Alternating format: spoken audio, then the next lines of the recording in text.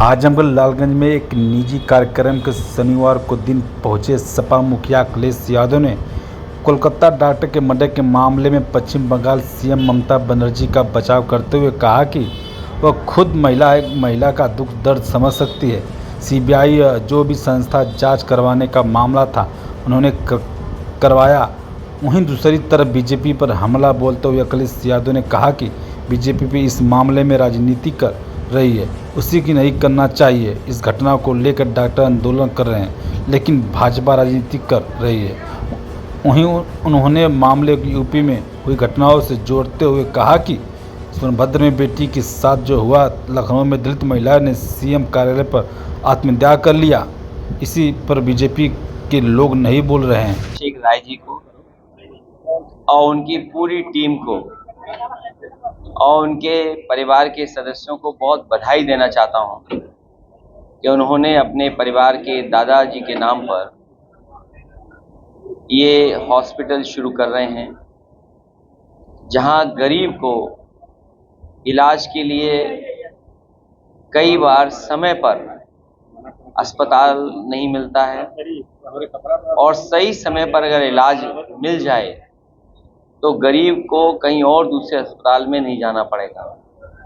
मैं अभिषेक राय जी को बधाई देता हूं। इनके परिवार का योगदान, इनके दादाजी का, पिताजी का समाज के लिए और आसपास की जनता के लिए बहुत बड़ा योगदान रहा है। बहुत ही प्रतिष्ठित परिवार है और इस परिवार ने वर्षों यहाँ पर लोगों के बीच में रह करके काम किया, सेवा की है, मदद की है। आज उसी तरीके से ये काम को आगे बढ़ा रहे हैं। प्रोफेशनली डॉक्टर हैं, कम से कम हिम्मत जुटा रहे हैं एक अच्छा अस्पताल खोलने के लिए। हालांकि ये जिम्मेदारी सरकारों की थी। जो हमारा कॉन्स्टिट्यूशन और संविधान कहता है, शिक्षा और स्वास्थ्य एक वेलफेयर स्टेट की प्राथमिकता होनी चाहिए। इधर सरकारों को जो काम करना चाहिए था वो नहीं किया और उसका परिणाम ये हुआ है कि प्राइवेट में अच्छे स्कूल भी बन रहे हैं, प्राइवेट में अपने संसाधन लगा करके अच्छा अस्पताल बनाने का प्रयास चल रहा है। और इस कोशिश के लिए मैं अभिषेक जी को और उनके पूरे परिवार सहयोगियों को बहुत बधाई देता हूं। हमारे साथ जो पार्टी के नेता हैं, दाईं तरफ करेली मंत्री जी से लेकर के अभी जो हाल ही में चुनाव जीते हैं हमारे सांसद राजीव राय जी, ओम प्रकाश जी, आदरणीय बलराम यादव जी, दुर्गा प्रसाद यादव जी, जिलाध्यक्ष हमारे, और हमारे तमाम नेता और सांसद आजमगढ़, यहाँ सभी मौजूद हैं। आज जरूर इस अस्पताल का उद्घाटन हो रहा है। मुझे पूरा भरोसा है कि डॉक्टर अभिषेक जी, जो समाजवादी पार्टी के स्पोर्ट्स पर्सन की तरह पैनलिस्ट हैं, पैनल पे जाते हैं, कई चैनलों पे अपनी पार्टी का पक्ष रखते हैं, आज जो ये शुरुआत लालगंज में कर रहे हैं, इससे बहुत गरीब जनता को लाभ मिलेगा। समय पे इलाज मिलना ही सबसे बड़ी चुनौती है और मुझे उम्मीद है कि समय पर इलाज मिलने से न केवल जीवन बचता है बल्कि कई बार गरीब को अपना पूरा संसाधन लगाना पड़ता है, उससे भी बचने का काम होगा। प्रेसिडेंट जीत के बाद मेरा एक सवाल है आपसे कि जैसे आपकी पार्टी ने चुनाव में पीडीए का नारा दिया, बुधवार के दिन आप ही की पार्टी के विधायक नफीस अहमद के साथ में आप ही के पार्टी के लोग अभद्रता करते हैं और जब पत्रकार उसको कवरेज करता है तो पत्रकार के साथ में हाथापाई होती है, उस पर आप क्या कहेंगे? मेरे पत्रकार साथी, हालांकि ये सवाल स्वास्थ्य से जुड़ा नहीं है, लेकिन उसके बावजूद भी अगर आपने ये सवाल पूछा है तो अच्छा किया आपने। ये हमारे पीडीए परिवार का मसला है, घर बैठ करके हम लोग ठीक कर लेंगे। और जो दोनों हैं, दोनों पीडीए हैं। अगर पीडीए का पीडीए से झगड़ा हुआ है तो हमारी जिम्मेदारी है। और मैं समझता हूँ नफीस अगर कहीं यहाँ दिखाई दे रहे होंगे, कहाँ है नफीस? नहीं तो फिर तुम्हारे माध्यम से फिर न्यूज बन जाएगी। नफीस कहाँ है? चले गए? अभी तो कॉफी पी रहे थे हमारे साथ, बुला लो ने। तो ये हमारा अपना है और पीडीए की लड़ाई अभी खत्म नहीं हुई है। इस पीडीए में सब लोग हैं। और हाल ही में जब मैं आपसे बातचीत कर रहा हूं, आपको याद होगा जिस तरीके से बच्चे लड़े थे अपनी नौकरी को लेकर के, जो हाल ही में हाई कोर्ट का फैसला आया है। सोचो 69,000 अपने आरक्षण को लेकर के, अपने अधिकार को लेकर के कितना वो लड़े हैं। उन्हें कई मौकों पर अपमानित होना पड़ा है। उन्होंने अपने हक के लिए विधायक, सांसद, मंत्री, सड़क, विधानसभा, मुख्यमंत्री आवास, प्रमुख सचिव, डायरेक्टर, कोई ऐसी जगह नहीं छोड़ी जहां पर वो अपने हक के लिए न गए हों। जो नाइंसाफी हुई थी उनके साथ, जो उनके साथ भेदभाव हो रहा था, मैं उम्मीद करता हूं माननीय न्यायालय के बाद उन्हें उनका न्याय मिलेगा, उन्हें हक मिलेगा। और यही लड़ाई बड़ी थी पीडीए के लिए कि कुछ लोग सत्ता में बैठ करके उनके हकों को छीन रहे हैं। हमें उम्मीद है पीडीए का परिवार और बड़ा होगा। हमारा लगातार प्रयास रहेगा कि पीडीए परिवार को बढ़ाते रहें।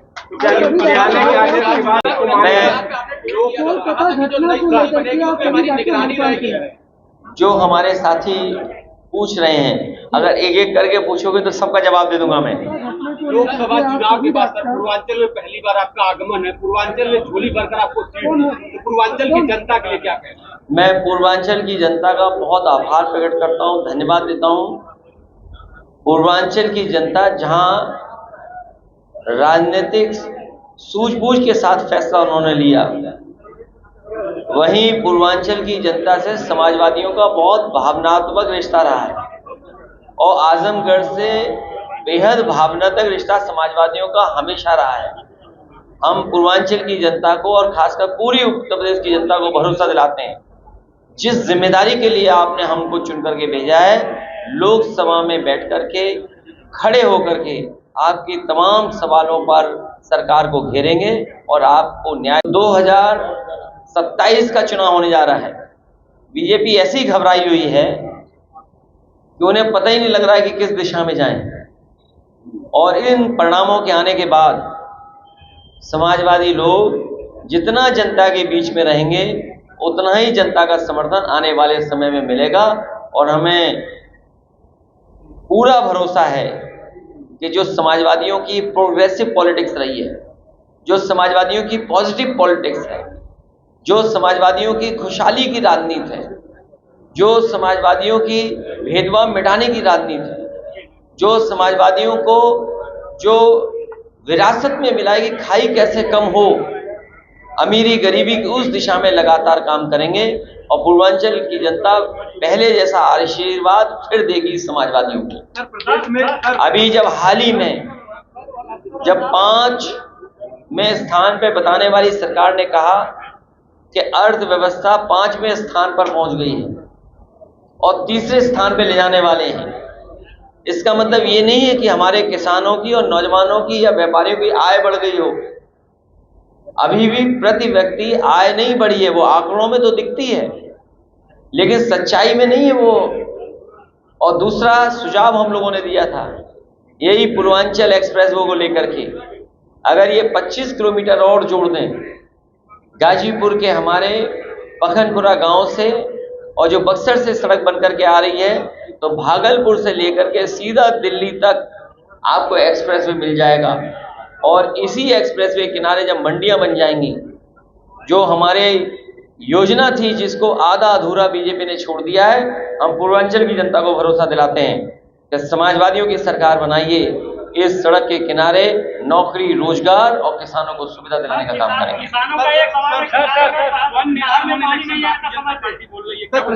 आपको तो समझ लेना चाहिए, जो लोग कह रहे हैं 1 नेशन 1 इलेक्शन, कई प्रदेशों का चुनाव नहीं करा पा रहे। और आप सच्चाई पता करना, उत्तर प्रदेश की सरकार, मुख्यमंत्री तो तैयार थे अभी से चुनाव में जाने के लिए, चुनाव ही नहीं घोषित हुआ, तो वो जो तैयारी कर रहे थे ट्रांसफर कर करके, और सोचिए क्या ट्रांसफर कर रहे हैं, एमवाई ढूंढ रहे हैं कि अगर उन्हें एमवाई दिख जाए तो उसका ट्रांसफर कर दें। पीडीए ने एमवाई को हराया है। अब आप पूछोगे एमवाई क्या है? दिल्ली वाले और लखनऊ वालों को हराया है पीडीए ने। और सोचिए आप, बगल में प्रधानमंत्री जी का क्षेत्र है बनारस, गंगा एक्सप्रेसवे चल रहा है, मेरठ से प्रयागराज चला जा रहा है। और ये जो हमारा नोएडा से आगरा लखनऊ एक्सप्रेसवे से पूर्वांचल एक्सप्रेसवे चल रहा है, वो गाजीपुर होकर के बिहार चला जा रहा है। लेकिन अभी तक प्रधानमंत्री का क्षेत्र नहीं जुड़ा, बताइए आप। तो आप खुद समझ सकते हो कि उनके अंदर भी तालमेल ठीक नहीं चल रहा है। जिस दिन तालमेल बिगड़ेगा उसी दिन देखोगे आप उत्तर प्रदेश में परिवर्तन दिखाई देगा। आप डॉक्टर की बात कर रहे हैं, डॉक्टर क्या ये बीजेपी के लोग पेपर आउट का रिकॉर्ड तोड़ने जा रहे हैं, पेपर रद्द का रिकॉर्ड तोड़ने जा रहा है रेलवे डिपार्टमेंट। एक्सीडेंट, ये जो पेपर लीक है इसका रिकॉर्ड अगर कोई तोड़ेगा तो रेलवे डिपार्टमेंट, रेलवे के एक्सीडेंट। ये चलने वाली सरकार नहीं है, ये गिरने वाली सरकार है। सर, केशव मौर्य के लिए अभी आफत खुला है? नहीं, ये मैंने 5 अगस्त को इस योजना को खत्म कर दिया है। कोलकाता डॉक्टर हड़ताल पे है रेप कांड को लेके, और आपने कहा कि डॉक्टर की ही बात करिए, तो इस पे क्या कहना है आपका? मैं वहाँ की मुख्यमंत्री ममता बनर्जी जी खुद महिला हैं, और जो घटना हुई है बहुत दर्दनाक घटना है। और जो एक मुख्यमंत्री रह करके फैसला ले सकता है, ममता बनर्जी जी ने फैसला भी लिया है। उन्होंने ये भी कहा है कि कार्रवाई होगी, जो दोषी हैं उनके खिलाफ जांच भी ट्रांसफर हो गई है। लेकिन ऐसी घटनाओं पर भारतीय जनता पार्टी को राजनीति नहीं करनी चाहिए। और ये बात मैं इसलिए कह रहा हूं बड़ी जिम्मेदारी के साथ। उत्तर प्रदेश में भी जब समाजवादी सरकार थी, और याद करिए वो पन्ने पलटना आप,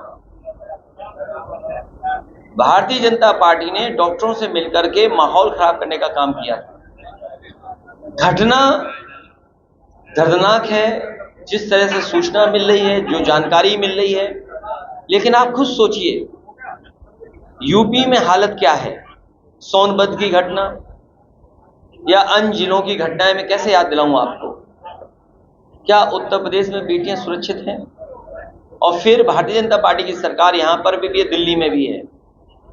क्या उन्होंने वो सब इंतजाम कर दिए कि बेटियों के साथ, माताओं बहनों के साथ कोई घटना ना हो? और अगर हम आंकड़े देखें, ये मैं आंकड़े नहीं बता रहा हूं, हम सरकार में नहीं है, ये आंकड़े तो सरकार के हैं, आप लोग सब गूगल कर सकते हैं। ये अलग बात है कि आप पे भी दबाव रहता है तो वो आप गूगल नहीं करके आंकड़े बताओगे, लेकिन तब भी हमारे तमाम सब पत्रकार साथी हैं, वो ये जानते हैं कि अगर हम आंकड़े निकलवा रहे हैं देश के, तो सबसे ज्यादा असुरक्षित महिलाएं और बेटियां कहीं हैं तो वो उत्तर प्रदेश में है। तो उसका जिम्मेदार कौन है? ऐसी घटनाओं पे राजनीति नहीं करनी चाहिए। और मैं आपको भरोसा दिलाता हूं कि समाजवादियों ने जो प्रोग्रेसिव पॉलिटिक्स की बात की है और जो संपन्न बनाने की पॉलिटिक्स है, जो रोजगार दिलाने की पॉलिटिक्स है, नौकरी दिलाने की पॉलिटिक्स है, उस दिशा में हम लोग काम करेंगे। क्योंकि जब प्रधानमंत्री लाल किले से ये कहें, हालांकि वो आंकड़े गलत हैं उनके, लेकिन फिर भी अगर हम उनके आंकड़े वो मान लें, जो उन्होंने ये कहा कि आज़ादी के समय पर देश की आबादी 40 करोड़ थी और आज 140 करोड़ हो गई है, तो सोचिए हमारे आपके सामने चुनौतियां कितनी हैं, और आगे आने वाली पीढ़ी के सामने हमें कैसा देश और कैसा समाज बनाना है, वो भी बड़ी चुनौती है। इसलिए बीजेपी ने जो बिगाड़ा है सब, उत्तर प्रदेश से लेकर के देश की अर्थव्यवस्था से लेकर के सब कुछ बिगाड़ दिया, उसको ठीक करने का मौका जनता देगी, और 27 में जनता मौका देगी तो आप परिवर्तन देखने को मिलेगा। ये कोई नई चीज नहीं है। आपने गंगा का पानी की सफाई के लिए कितना पैसा बह गया नमामि गंगा के नाम पर, वो तो एक पुल बहा है, और एक पुल नहीं बहा बिहार में, कई पुल बहे हैं। अगर देश में सबसे ज्यादा पुल बहे होंगे तो शायद बिहार में बहे होंगे, और उसका कारण कई कारण हैं। कई बार नदियां अपना रास्ता बदल देती हैं, क्योंकि ये बड़ा सवाल है। मान लीजिए पुल बनाया यहाँ, मैं एक खबर देख रहा था आपके किसी चैनल के माध्यम से चल रही थी कि जहां पुल है वहां पर नदी नहीं बह रही थी, नदी कहीं और बह रही थी। तो कई बार नदी किसी कारण हमारे डेवलपमेंट के कारण या जल भराव के कारण रास्ता बदल देती है। तो जब रास्ता बदल देगी तो उसका जिम्मेदार कौन है? आप भी नदी के किनारे जो लोग रहते होंगे वो जानते होंगे, कभी नदी इधर बह रही है, कभी इधर बह रही है। लेकिन वो तो एक अलग सवाल है। उससे बड़ा सवाल ये है कि नमामि गंगा और माँ गंगा को सफाई के लिए जो हजारों करोड़ रुपए आए थे वो साफ हो गए, उसके बारे में क्या कहोगे आप? 10 सीटों में विधायक नफीस जी आ गए। मैं नफीस जी का बहुत बहुत स्वागत है, आपके बीच आए हैं। और नहीं, ये बात यही खत्म हो जाए।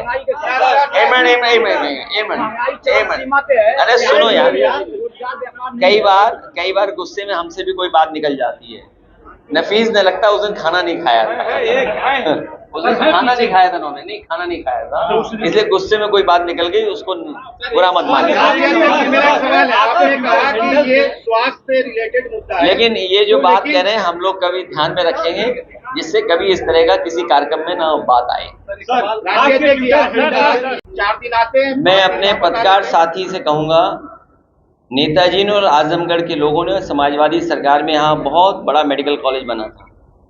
समाजवादी सरकार बनी थी, उसको फंड्स दिए गए थे, बजट दिया गया था और कोशिश की गई थी कि पूर्वांचल का और आसपास का अच्छा मेडिकल कॉलेज बनकर के तैयार हो जाए। इसके साथ साथ जौनपुर का मेडिकल कॉलेज भी समाजवादी सरकार का दिया हुआ था।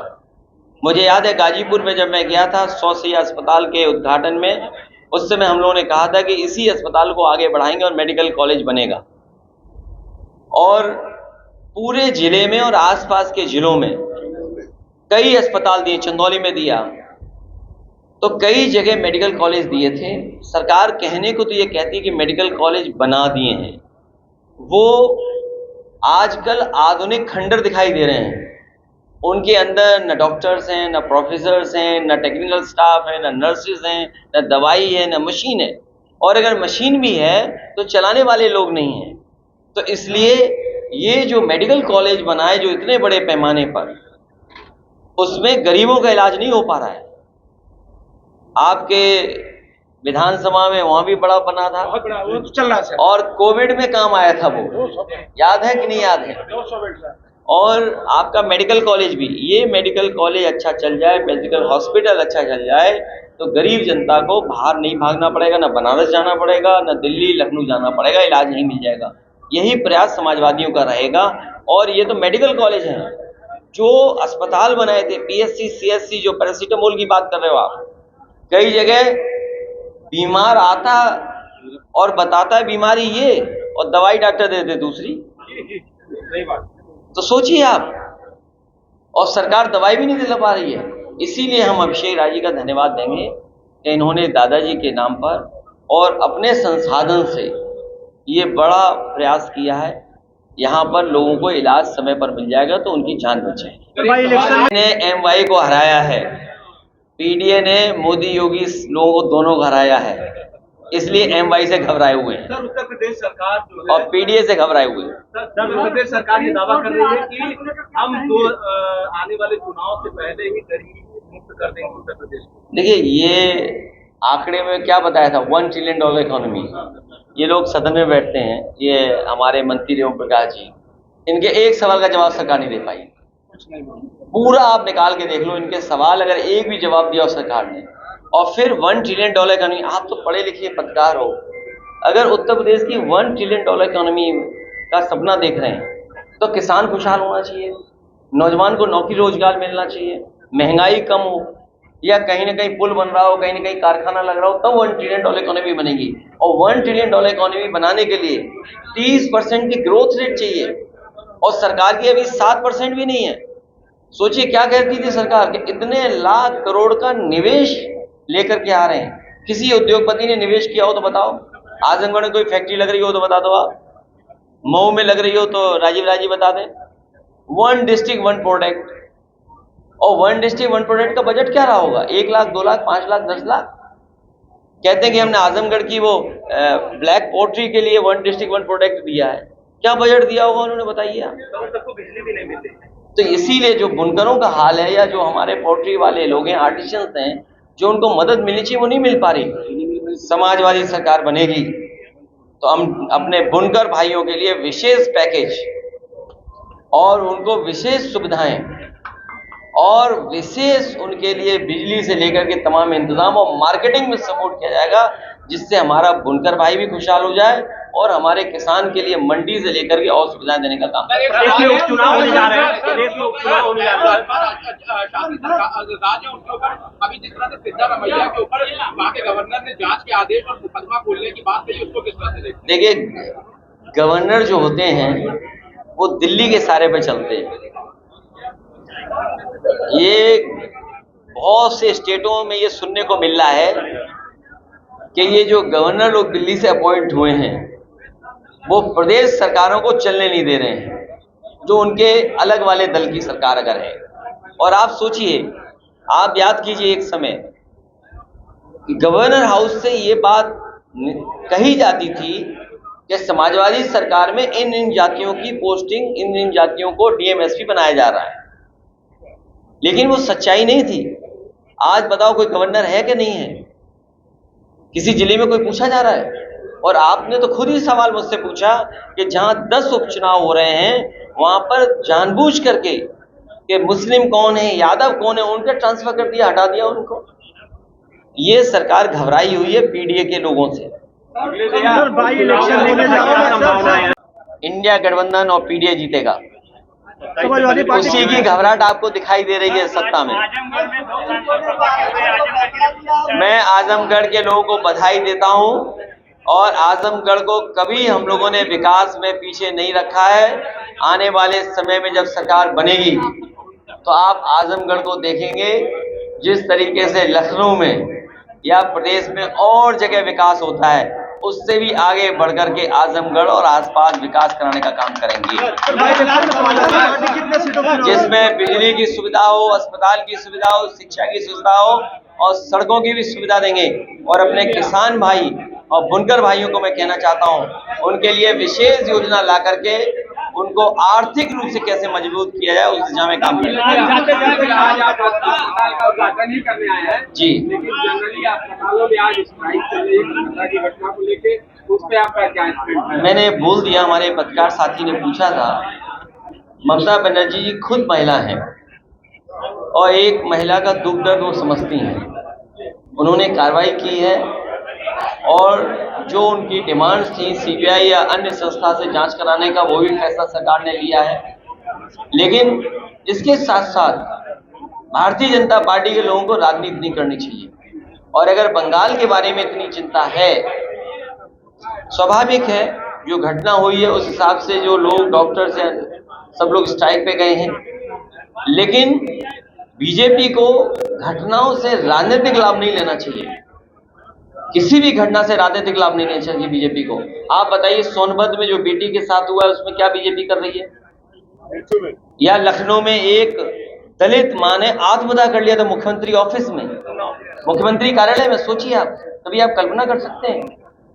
और फिर झूठा फंसाना, अगर आप पत्रकार हो, आपने तो खुद फेस किया है, आप सच्चाई से न्यूज चला देते थे, आप पे मुकदमा हुआ है। एक आध पत्रकार शायद यहाँ भी जेल गया था, बगल के जिले के जेल गए थे, नहीं बगल के जेल के गए थे और इसी जेल में रहे थे, आजमगढ़ की जेल में, याद होगा आपको। तो ऐसी भी सूचना है। सर, समय पे किसानों को पानी नहीं मिला, खाद नहीं मिली, क्या कहेंगे? समाजवादी सरकार बनाए किसान भाई लोग। यूपी में जो है आपके गले का गुलाबी गमछा जो ट्रेंड कर रहा है, कुछ पदाधिकारियों ने पूछा इस गमछे का क्या रहस्य है? देखिए, 2 रहस्य बता दो फिर अपनी बात खत्म कर दो। चुनाव में मुझसे एक ने पूछा कि आप गमछा क्यों पहने हुए हैं ये, और दूसरा उन्होंने कहा इतनी गर्मी है उसमें सदरी क्यों पहने हुए। तो मैंने उन साथी से कहा कि कभी कूलर देखा है आपने? कूलर को देखते होंगे आप, एक जाली लगी रहती है, उसमें पानी डाला जाता है और उसका पंखा चलता है तो ठंडी ठंडी हवा आती है। तो मैंने कहा चुनाव में जैसे ही मैं घर से निकलता हूँ हमारे पूरे कपड़े भीग जाते हैं, फिर पूरे चुनाव में जो हवा चलती है उसे ठंडी ठंडी हवा खाता जाता हूँ मैं। और गमछे का राज ये है कि इसमें आशीर्वाद भी छिपा हुआ है और बहुत से साधु संतों का, क्योंकि लाल रंग ही बहुत करीब है इसलिए आशीर्वाद है। और फिर ये कहीं ना कहीं जुड़ाव पैदा करता है हमारे सीधे सीधे हमारे गांव गरीब लोगों से। और दूसरा, इतनी गर्मी में चुनाव था, इतना धूल धक्कड़ चुनाव में था, तो जहां आशीर्वाद था वहां धूल धक्कड़ से और पसीने से बचने के लिए भी गमछा काम आ रहा था। तो अब ये ड्रेस का हिस्सा हो गया है। भैया एक सवाल और है, एक सवाल।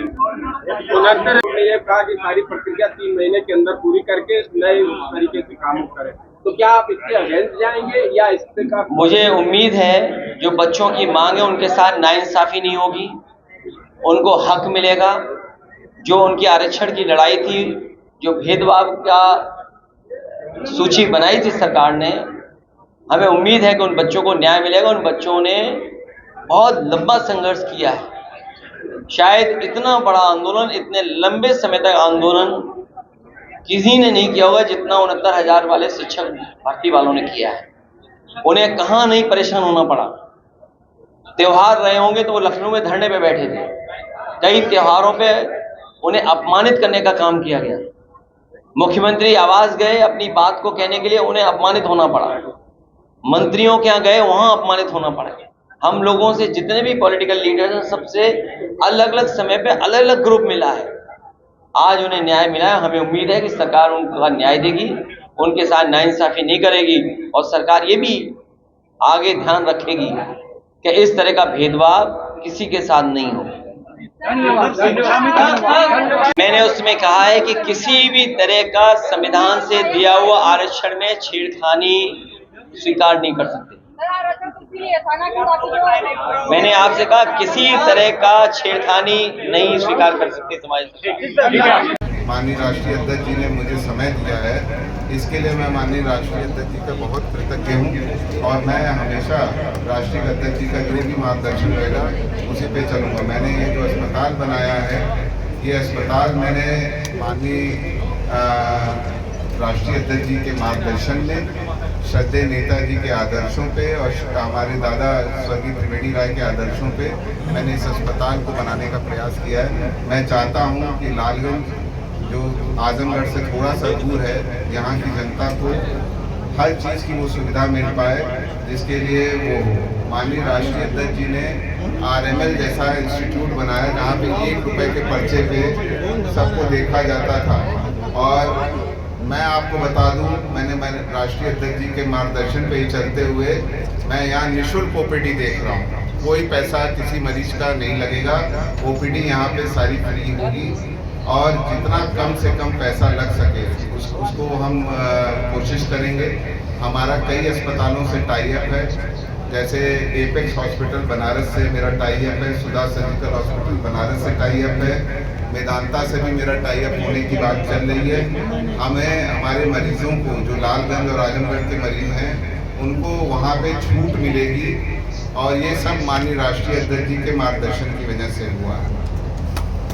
क्या मुख्य सुविधाएं हैं हॉस्पिटल में? हमारे हॉस्पिटल में डायलिसिस की सुविधा है, हमारे हॉस्पिटल में CT स्कैन की सुविधा है, हमारे हॉस्पिटल में अल्ट्रासाउंड की सुविधा है, इको की सुविधा है। यहाँ DM नेफ्रो बैठेंगे, DM कार्डियो बैठेंगे, और DM गैस्ट्रो बैठेंगे, न्यूरो सर्जन बैठेंगे, और यूरोलॉजिस्ट बैठेंगे। बाकी जितनी स्पेशलिटी होती है, चाहे वो जनरल सर्जरी हो, ऑर्थोपेडिक सर्जरी तो मैं खुद करता हूँ, जॉइंट रिप्लेसमेंट हो, बाकी जितनी भी सुविधा आप सोच सकते हैं, चाहे फिजिशियन हो, चाहे DM एंडोक्राइन की भी बात हमारी चल रही है। और राष्ट्रीय अध्यक्ष जी का अगर आशीर्वाद रहा तो बहुत जल्दी मैं 6 महीने से 1 साल के अंदर लालगंज में लिवर ट्रांसप्लांट शुरू कराने का प्रयास करूँगा, जो कि पूरे पूर्वांचल में कहीं नहीं होता। तो ये सब कुछ राष्ट्रीय अध्यक्ष जी के मार्गदर्शन में है। मैं जो वो कहते हैं मैं उसी हिसाब से सारी चीज़ें करने का प्रयास करता हूँ, और उसी चीज़ का मेरा प्रयास है। और जो बेस्ट सुविधाएं मैं दे सकता हूँ, कम रेट में दे सकता हूँ, मैं उसका प्रयास करूँगा।